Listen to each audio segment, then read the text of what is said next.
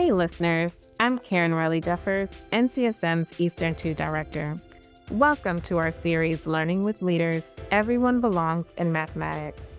Thank you for joining me and my co-host Abel Maestas, the host of Teaching That Counts, as we talk with both leaders and influencers about their math journeys and contributions.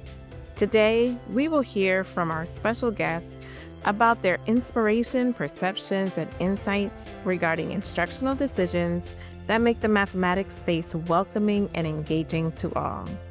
Listen and learn about how beliefs, practices, and policies must continue to advance to ensure that each and every person feels a sense of belonging in mathematics. All right, welcome everybody. Welcome to those in the audience. Say woo. All right. So we are live. Welcome to the podcast. We are at NCSM conference. And what year is this? 2025. All right, 57th annual NCSM conference. This is the Learning with Leaders podcast.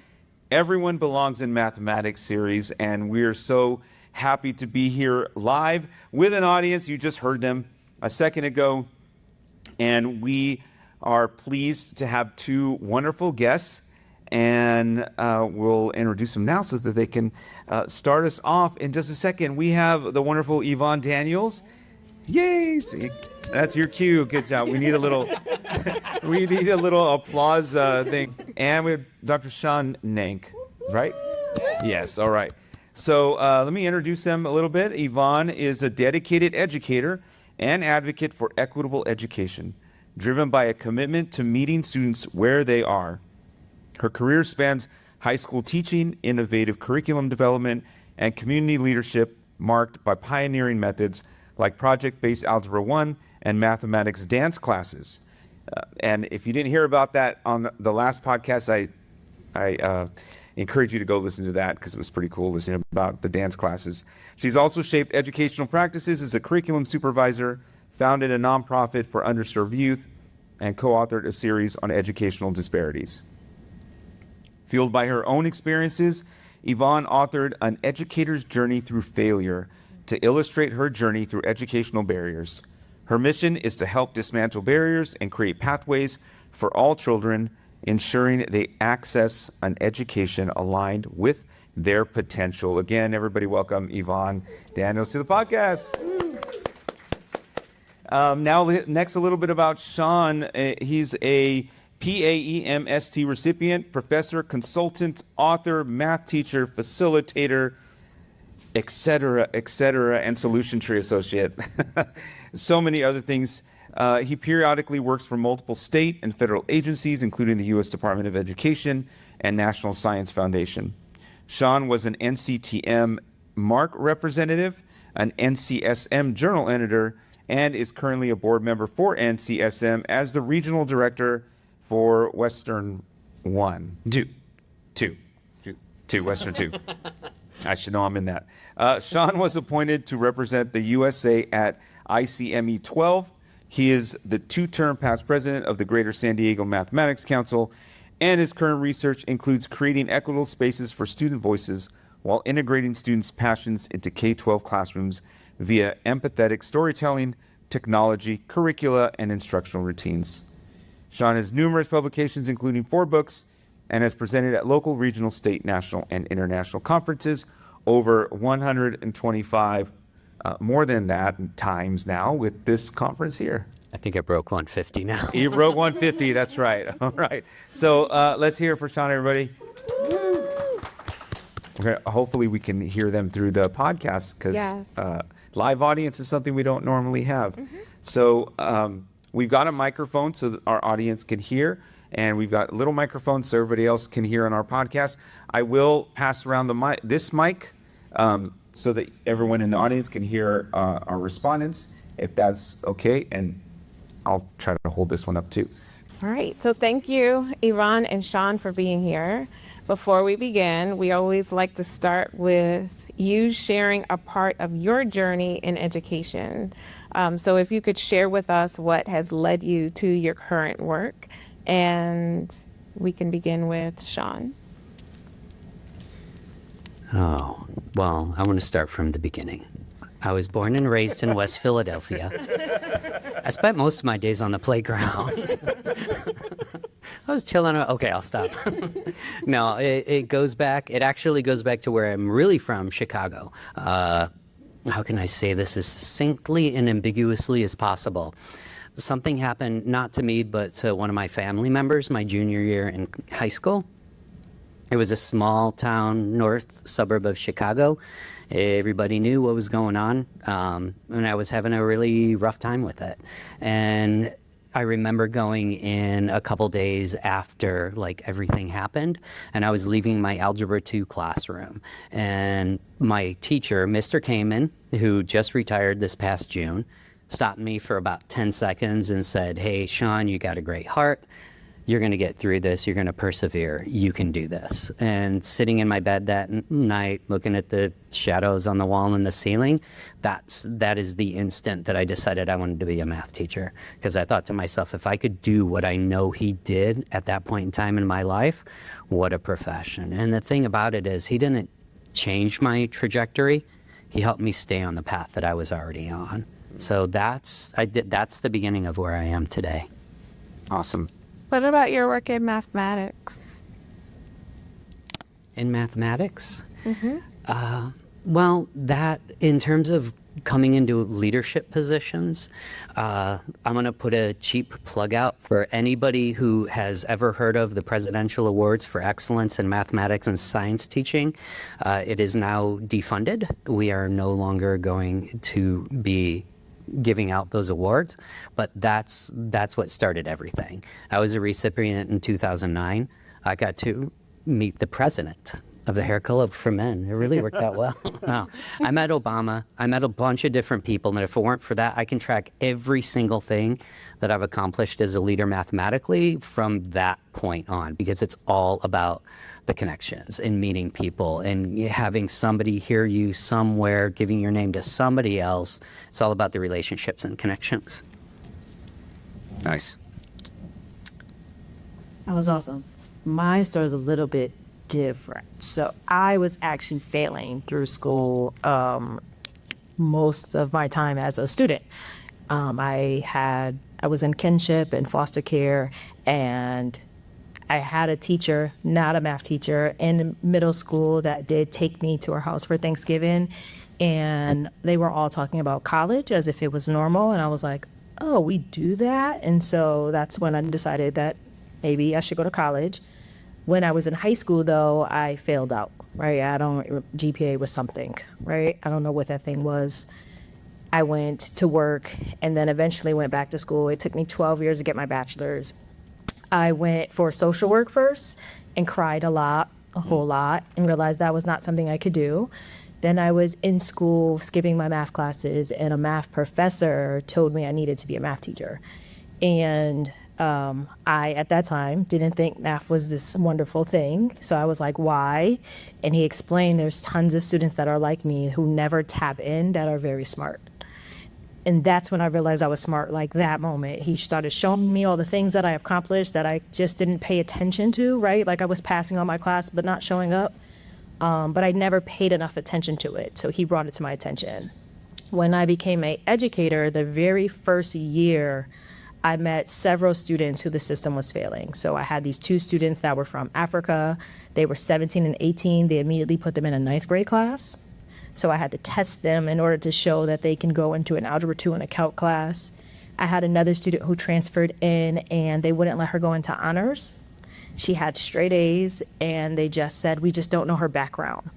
So it led me to want to fight very often. And so I fought all the way until I was an admin. And even as an admin, I fight a lot. So I think my goal in education is students are being left behind. We're not seen, we're not heard. Even when we're shooting and reaching excellence, it get brushed away. So that's maybe, that's what my work is. My work is trying to make sure that everyone's voice in mathematics is heard. Yeah, that reminds me, it's interesting how the two of you in both of your stories, the pivotal moment was one, like you mentioned, one person that changed that for you and led you to the path that you were on. And a lot of times, as leaders, sometimes it's us that are doing that for teachers, for students.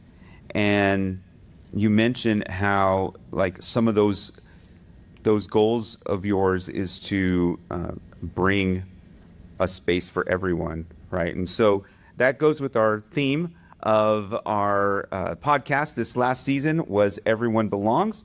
So in our season series, we've asked all of our guests, what does it mean to belong in mathematics?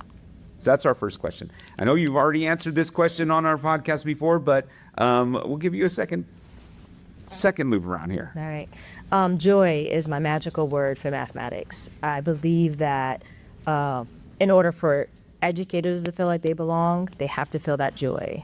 In order for students to feel like they belong, they have to feel that joy. And that joy doesn't always come from getting that A+, right? The joy comes from seeing yourself on the screen, connecting it to your life, thinking that you can do it. So I think joy is the magical answer, and we forget that sometimes in the hardship of what education brings us. That was a great answer for your retake. For me, it boils down to two things. In terms of belonging, that's not my right to say. Everybody needs to figure out why they belong. What we do too often is we try to tell people why they should belong, how they should belong, but that's their choice. If they know their purpose, if they know why they're put here on this earth, if they know what they want out of mathematics, then they belong.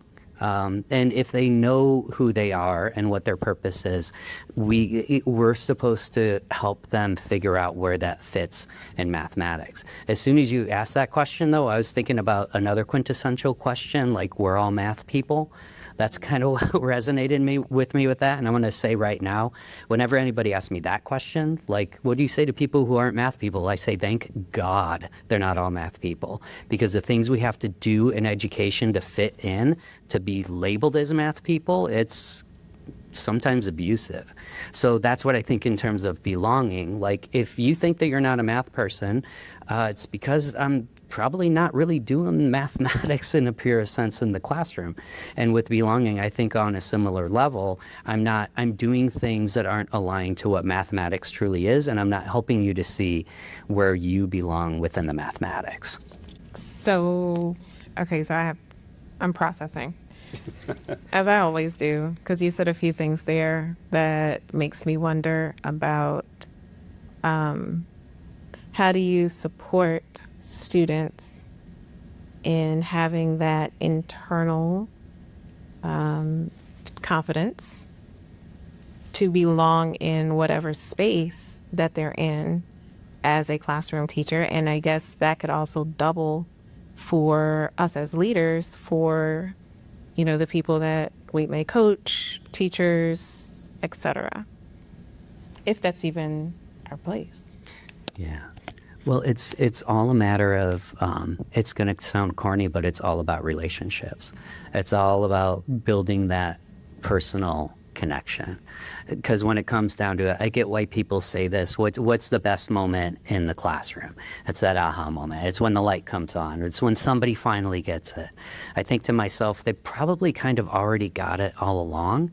So for me, that's great. That's wonderful. Don't get me wrong. I'm not saying I hate when students learn. I love when students learn. But the best moment in the classroom for me, in terms of belonging, in terms of them knowing that they're a part, it has nothing to do with mathematics and everything to do with who we are as human beings. I know my students belong when they're laughing, plain and simple. And everything else just falls into place from there.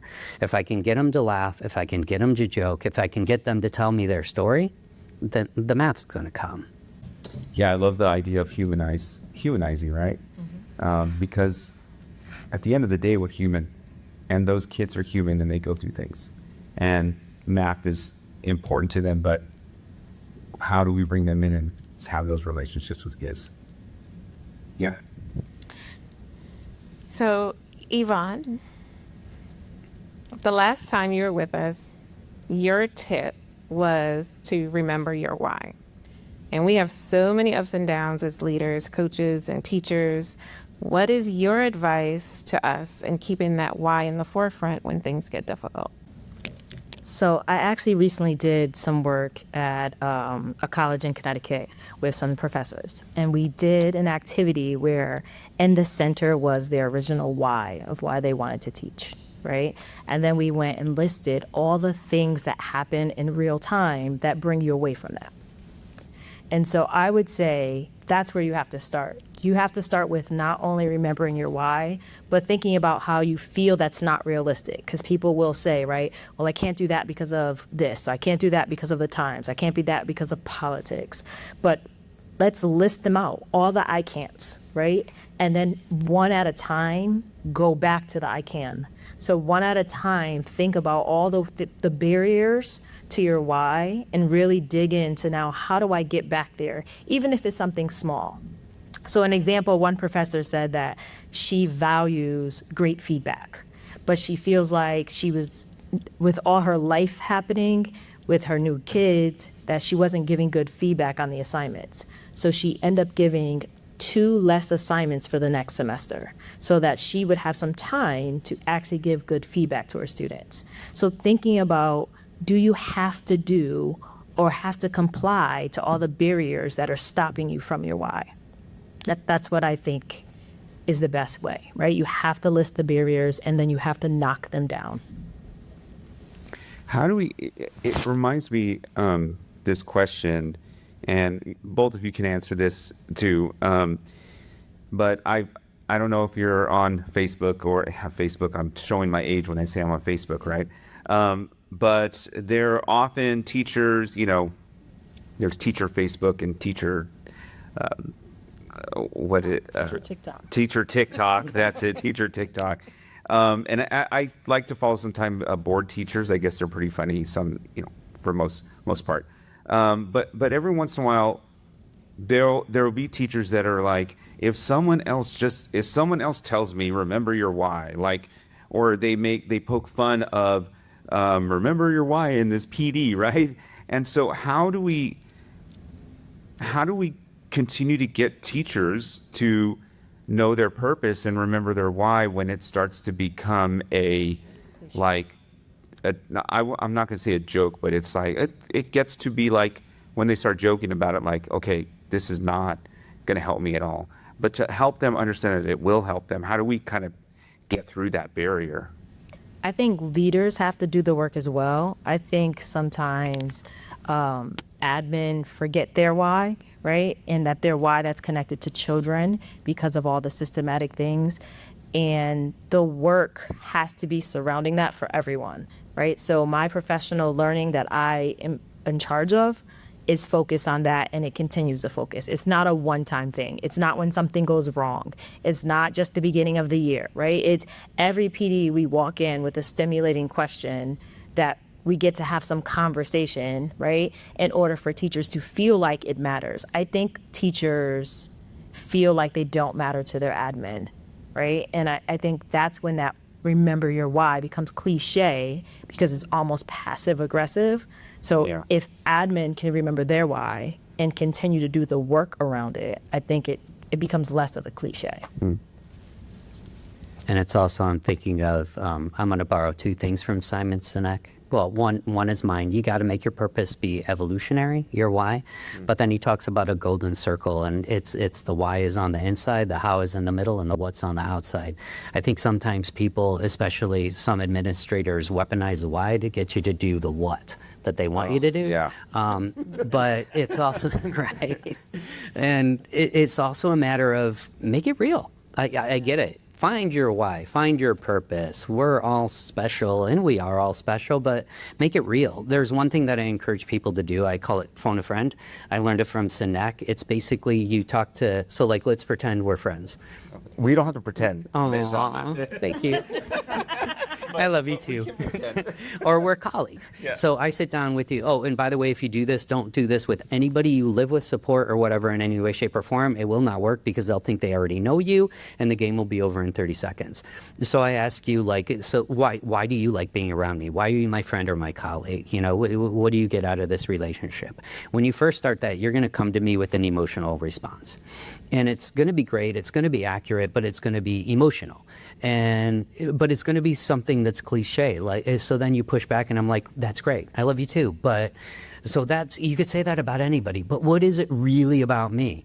And then you'll switch to more of a rational response and you'll start listing things that I do instead of ways that I make you feel. And they're all going to be generic. And then after that, you say, yeah, but what is it about me that you couldn't say about anybody else? And then you'll usually get it, because I've done this 3 or 4 times, and you get I don't know, it's just, you make me feel this way. And they're going to say something when they get more emotional, but you're not looking for their emotion, you're looking for yours. You're looking for that goosebump. You're looking for that moment when you have an emotional reaction, because that's not necessarily going to be your why, but that's going to point directly to what your why is. It's like the Buddhist saying, the finger that points at the moon isn't the moon. So that's not your why, that's not the moon, but that's a finger pointing directly at what your purpose is. Make it real, make it raw, make it honest, make it about them, and they'll reposition themselves and why they're truly there as a pure person and as a educator. Yeah, okay. So we're going to go out to the audience. So I probably should have warned the audience to have some questions ready as we follow along. Does anybody have a question for our guest right now? Okay, so it's just gonna be a quick woohoo. So woo. Okay, see that they're cheering everyone on. Okay, so now that you know, if you want to get a question ready, we'll ask the audience again in a few moments if you would like to participate in some questions, a Q&A. Okay, so I've got another question, follow up on that. It's sort of similar. Over the last year, Karen and I have been exploring and talking to some wonderful guests over the last year on the topic of belonging. And it seems now, though, that belonging is like becoming a buzzword. I don't know if you've, I think when we started this, it was like belonging, and now I see it everywhere, in every space. And so it's this buzzword in education, belonging. So how do we as leaders and as teachers, administrators, however we're in our educational space, how do we keep up the momentum and not let belonging become just another pendulum swing in education? I absolutely think that belonging has become, right, something people say, and it's supposed to make everybody feel good and right. I think, though, belonging truly has to be proven. I think that it has to be factual, right? The feeling of belonging is so much more than I feel like I belong, right? So I did an activity with my educators. I put up some data, right? And we had to guess what group was on the bottom, right? There's no way that you can't feel that they can't feel like they belong if every time I put up that data, the same group of students are at the bottom, right? Yeah. So that uncomfortable feeling, that's the work of belonging, right? Our teachers feeling uncomfortable about those students who are left behind, right? Not just, I surveyed some kids and they said they didn't belong in your classroom. Right, but here's the data showing that their academics are low. Here is the surveys that the kids feel low, right? Because that's important, but actually using data to drive the work of belonging and not just let's make kids feel like they belong. Let's not just put their names on a worksheet. I feel like that's what I hear so much in PD, right? Let's not do those little superficial things where the kids' pictures on a slide. All of that is cool and fun, but then where's the data that shows that that kid is now belonging in your classroom through the academic rigor that's supposed to be the reason why they're here anyway? And piggybacking off of that, I'm going to use a concrete story from my daughter's experience in first grade. There was a list with the teacher ranking people mathematically, and she goes up to the front of the room and says, okay, here's the list. The top half, all the boys. The bottom half, all the girls. Girls, if you want to be better at math, you need to think more like the boys. Oh my God. My daughter came home crying immensely. I'll give you her name. We can go talk to her. We can both have a conversation, because I tried having one. It didn't work. So she's crying, and the nice thing about that is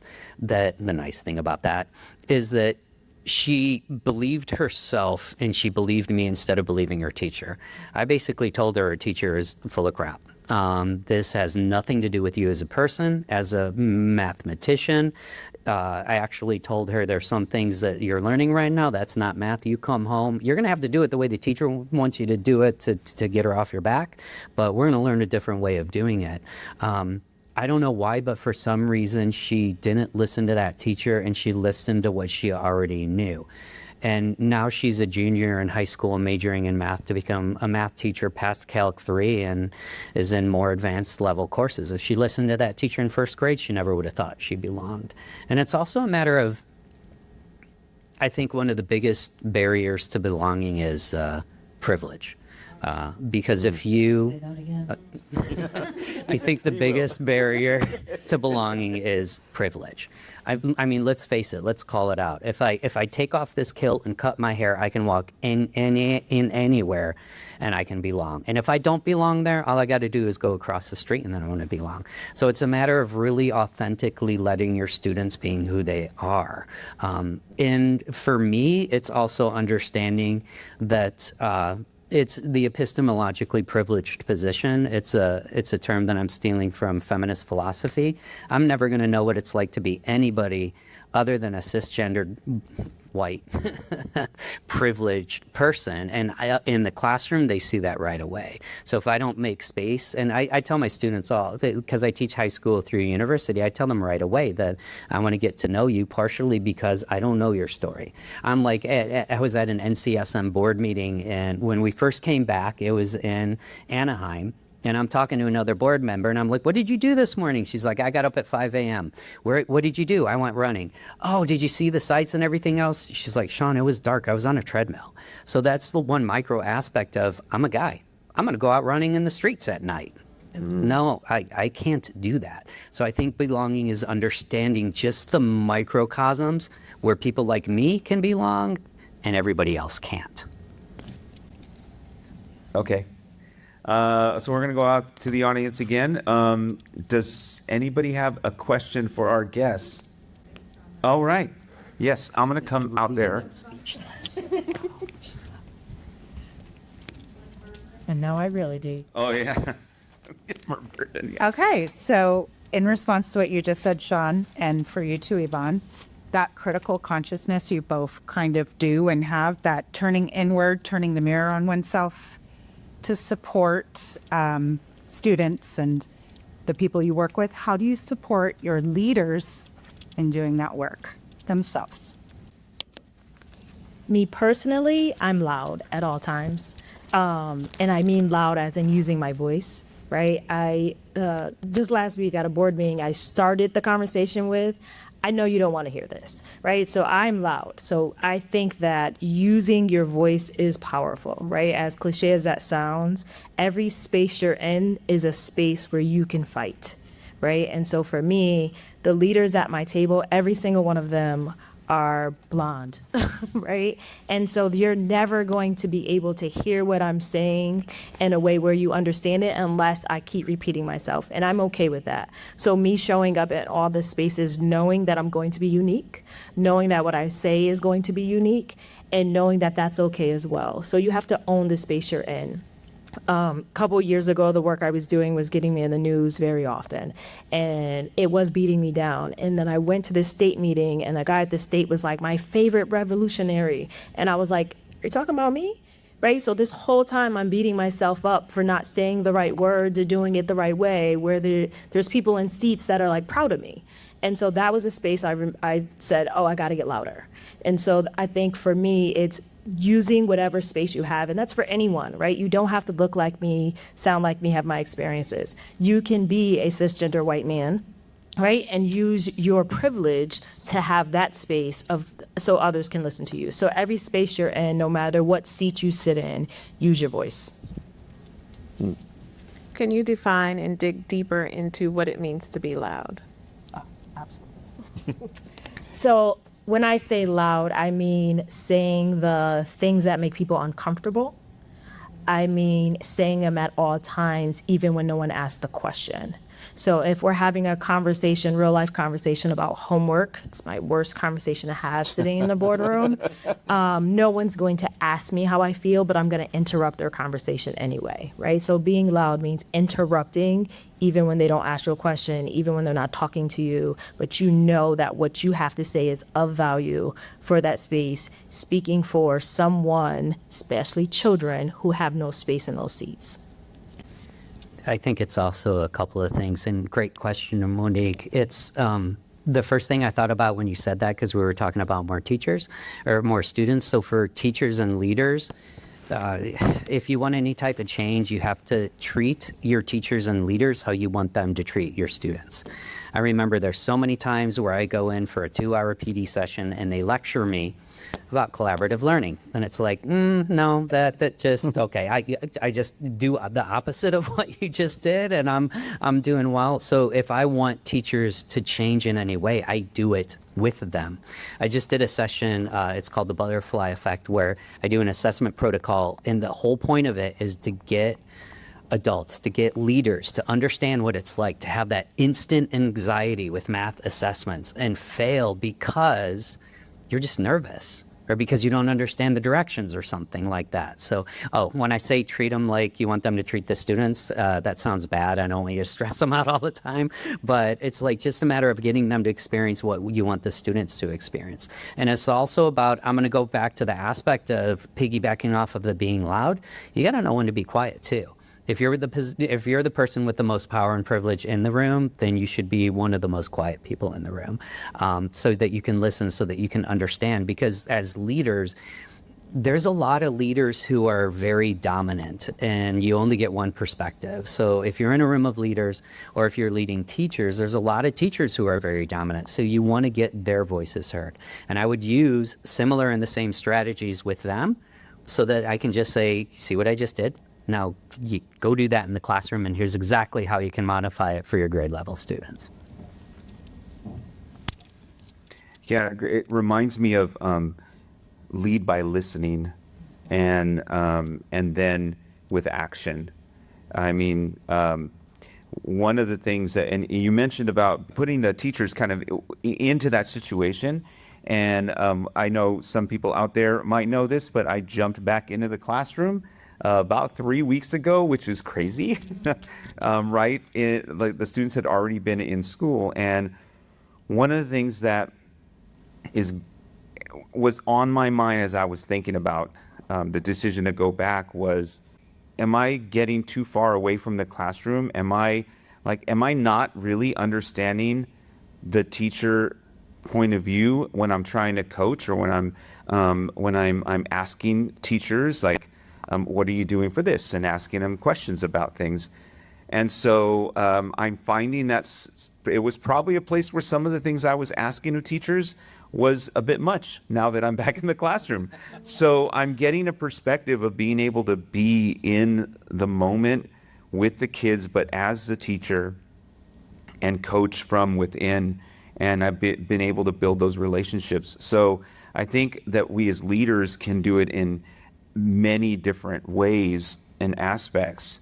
It could be in a classroom, it could be outside of a classroom, but in any space, I think that the advice that you've given us, both to be loud and to listen, is important for whether we're in the classroom or we're outside of the classroom, while we're leading our teachers to create those spaces of belonging for everyone.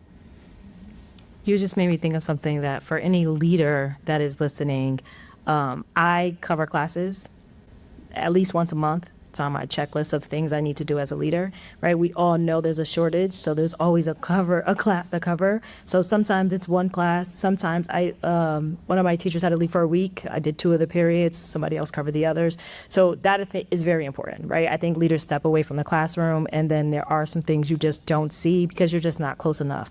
You have to stay close enough. And so that was advice someone gave me when I became a leader. And so for the last 5 years of me being admin, I have taught every year. Awesome. That's cool to hear as a teacher. Just really quick anecdote. Right after COVID, there was such a shortage of subs. So I subbed, and I'm going to let everyone know here, I was high school teacher. I'm still a high school teacher now, but I taught high school for 20 years and then coached high school and now back into high school. And I was asked to sub a 3rd grade class. Yeah, it went exactly how you can laugh about it right now. Apparently, you're supposed to go out and pick them up from recess instead of them coming to you like they did for 20 years for me. So you'll learn a lot when you go back into the classroom, especially if you step out of your comfort zone. So I actually recommend stepping out of that comfort zone because I've learned a lot about elementary mathematics and elementary education from being some of those experiences. I swear I thought I was going to be kindergarten cop right there. Like, it's not a tuba, right?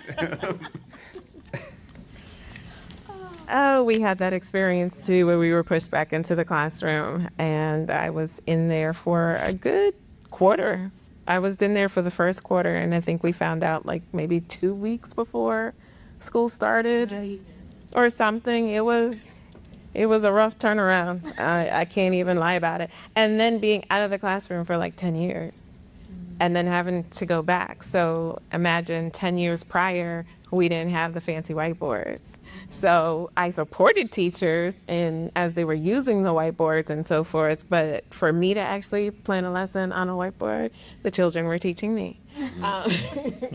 And they loved it. They loved it. I was thinking about something because a lot of what you said earlier on has been sitting with me.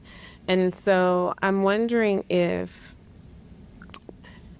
I think going back to what you were saying, Sean, about that internal piece that we need to have to belong. So has there ever been an instance where that internal piece was shaky or not so firm? And if so, what did you do? Like, how did you overcome it? And what would be advice to those who go into spaces where they feel like they don't belong, where they haven't yet figured that path out? Because I feel like, going back to what Abel was saying, like we hear about belonging, and there's so many different areas and aspects that we can go into based on how we look, whether we're new to a place, whether, I don't know, there's just so many different areas and aspects of things that we walk into where that might make us feel uncomfortable in a space. And so that 2-part question, whether there was ever a time that was something that you felt, what did you do about it? And then what would be the advice to those who are experiencing that? That's a really easy question. I always feel like I don't belong. Like, not because of you guys, but like right here, right now. Why am I on this podcast? Why did you invite me? It's partially an inferiority complex, but it's also just that aspect of what do I have to offer? For me, if I'm speaking about me internally, it's all rooted in past experiences. I'm going to sound cliche, but if anybody ever doesn't feel like if anybody feels like they don't belong, what I try to do is, when I grew up in an extremely abusive environment. I was homeless for a little while. I felt like I didn't belong anywhere, like literally and metaphorically. And I learned for myself, my entire life, I survived through logic. Like, I used to think I always dealt with things because I dealt with it logically. About a decade ago, I realized I never dealt with it emotionally. So what I do is, it's a book called A New Earth, and Eckhart Tolle, I think it is, Tolle, I think so.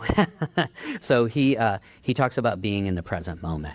So the thing that I've really tried to do every time I feel really anything, including not belonging, is I just allow myself to sit down and sit with that feeling and feel everything about it. And I'm going to tell you right now, eventually it tracks right back to something that happened between 5 and 10 years old. And if you can acknowledge that, and if you can pinpoint that, then you'll know exactly the reason why.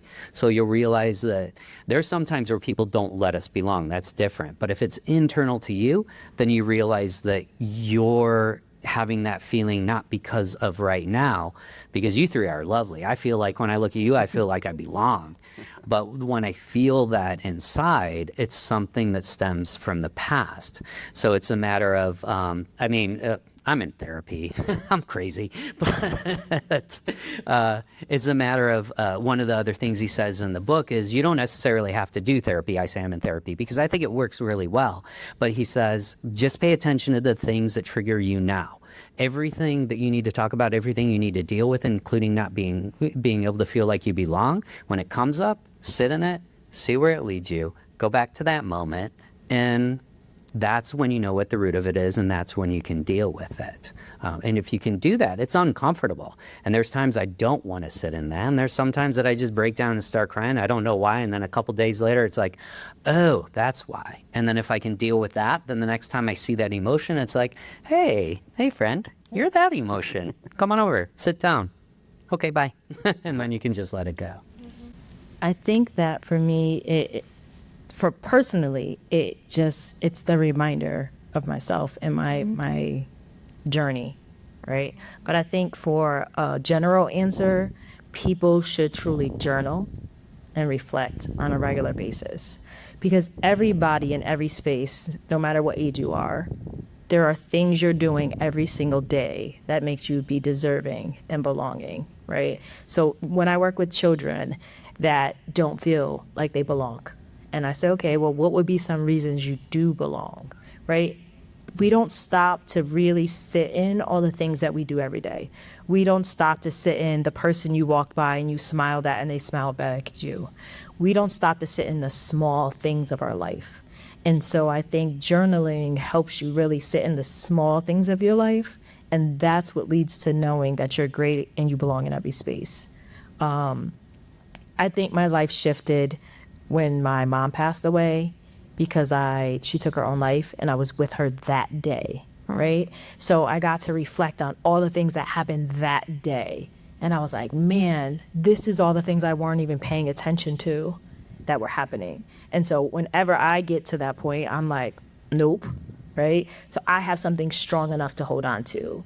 But I think for anyone else who you just haven't had anything that shifted you completely to see life differently, you have to learn to see life for what it is. And there's greatness every single day. And so that's what we have to hold on to. You belong in every space, no matter who tells you that you don't, right? I've had people look at me and tell me I don't belong in that space, right? Especially in education.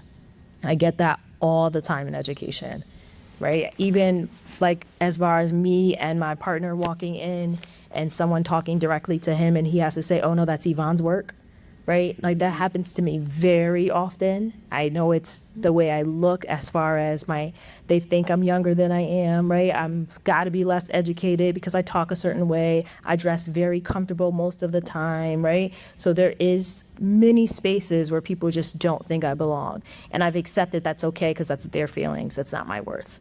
So in order for you to feel that, you have to keep reflecting on who you are. You said one thing really cool. You said one thing really cool that I didn't want to lose because it was a half a sentence. That one smile, that one person.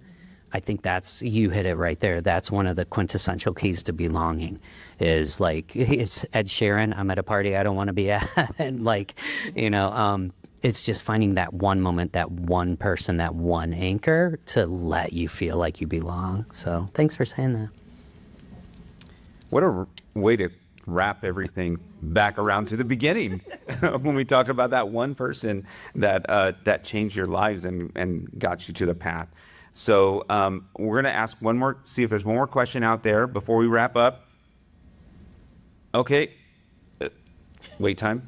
Teacher wait time. Okay. All right. So we're going to hear another woohoo from the crowd. Woo! All right. See, so they're real. It's not a button I'm pressing, I swear. All right, so we're gonna wrap this up and ask that each of you share one tip for something different this time if you can. All right, one tip that leaders can do to support a sense of belonging in math that is connected to your work. I'm gonna go back to something I said earlier.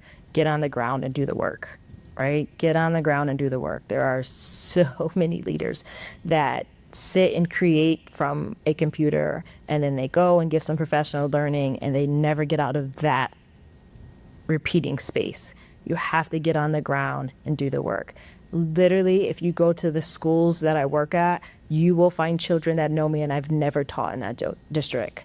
There are children that know me because I sit in the classroom every other day. I'm in someone's classroom for the entire period, not a 5-minute walkthrough, right? I'm sitting there, I'm teaching with them, I'm in a small group. Get on the ground and do the work. Yeah, that's beautiful. Yeah, I love that. Can you be my administrator? I know. And can you co-teach with me as a administrator? For me, it's about, in terms of a sense of belonging, it all boils down to active listening. If you're the leader, you should listen more than you talk. And I'm going to tell you right now, any teacher, any leader I've ever talked to, even if I absolutely disagree with them, I have never had a conversation as a leader with anybody and they told me something that they're doing and they start with, you know what, I really want to screw up these kids. I really want to stress them out. I really want to mess them out. Well, actually, some people say they don't want them to graduate, but most of them are not in a position to where they don't think they're doing harm. They're doing what they're doing for a reason. And if you're in a position of leadership, it's your responsibility to figure out why they're doing what they're doing, because it makes sense to them. And until it doesn't make sense to them, they're just always going to keep doing it because it worked for them.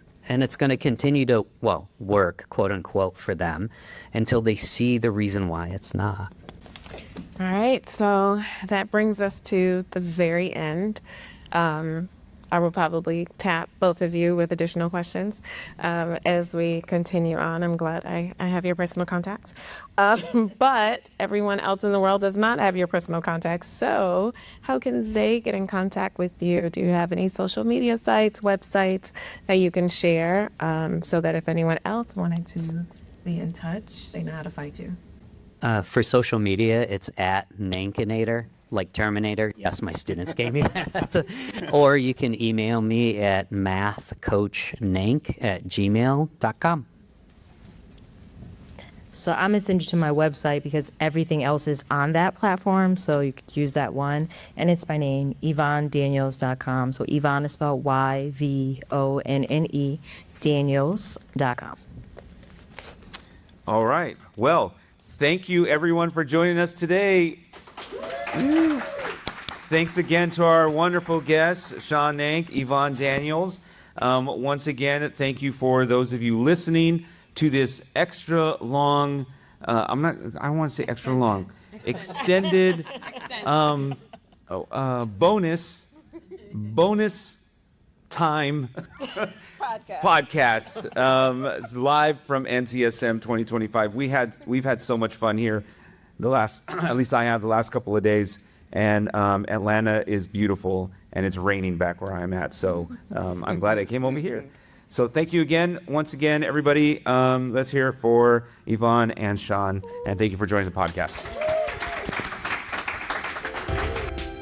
We hope that you have been inspired by this bold mathematics leadership conversation and will tune in to our podcast series each month.